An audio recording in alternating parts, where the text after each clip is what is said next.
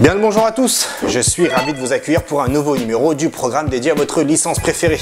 Et aujourd'hui il sera question de Capcom Pro Tour, de Red Bull Kumite, d'une bonne nouvelle qui va faire plaisir aux joueurs manettes d'Ultra Street Fighter 4, et bien sûr, il sera aussi question de Street Fighter 5.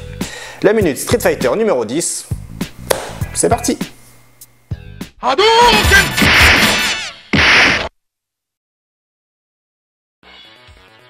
À l'issue du tournoi Final Round 18 qui s'est récemment déroulé à Atlanta, la liste des joueurs qualifiés pour l'édition 2015 du Capcom Pro Tour s'agrandit. En effet, après une finale face à Momochi, le tenant du titre qui lui est déjà qualifié, Xian est sorti vainqueur de cette compétition, le propulsant ainsi directement dans le top 32 des phases finales Capcom Pro Tour qui se dérouleront comme chaque année au mois de décembre.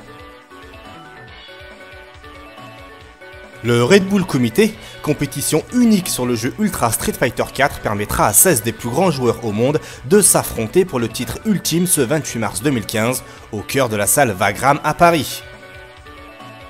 Avec 2 places vacantes pour le top 16, 128 joueurs auront l'occasion de prendre part à un tournoi qualificatif ouvert à tous afin d'accéder au Red Bull Kumite.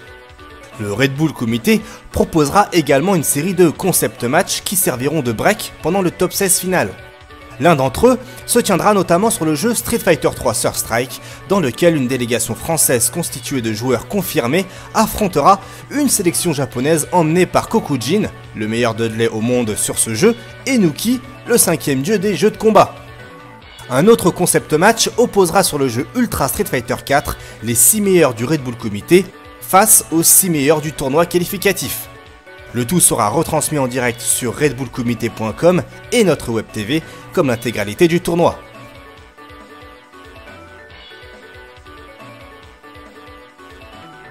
D'après le blog de Tomoaki Ayano, l'un des producteurs de Street Fighter 4, une session de bêta-test a lieu en ce moment même afin de tester des bornes d'arcade Ultra Street Fighter 4 équipées non seulement d'un stick arcade, mais aussi d'un pad PlayStation 4. S'agissant du modèle Ori Fighting Commander 4 Pro, cette manette est également compatible PlayStation 3. Aucune configuration des boutons ne sera malheureusement possible, mais divers raccourcis comme par exemple les projections et focus seront attribués aux boutons L1, L2, R1 et R2. En tout cas, cela ne présage que du bon pour les joueurs manettes qui pourront, si tout se passe bien, s'adonner aux joies des salles d'arcade japonaises. Le Nico Nico Expo, salon créé par Nico Nico, la plateforme japonaise de retransmission en direct, accueillera ce 25 et 26 avril un stand Capcom. Et qui dit Capcom en ce moment dit aussi Street Fighter V. La liste de jeux prévus d'être pour cette occasion dans leur valise et disponible sur le site officiel de l'éditeur nous permet de conclure à la présence de ce fameux Street Fighter V. Pourrons-nous compter sur de nouvelles annonces, de nouveaux personnages ou encore de nouveaux décors? Hormis ceux dans la confidence, nul ne le sait, et rien n'a fuité jusque-là. Je suis navré de vous l'apprendre, mais il faudra bien prendre son mal en patience.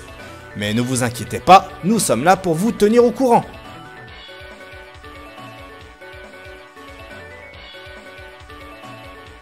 Voilà qui se clôture le 10e numéro de la Minute Street Fighter. Pour en savoir plus sur l'actualité de votre licence préférée, je vous invite à suivre vsftv.com via les réseaux sociaux Facebook et Twitter ou directement par le biais de nos pages YouTube ainsi que Dailymotion. Bon jeu à vous et je vous dis à plus.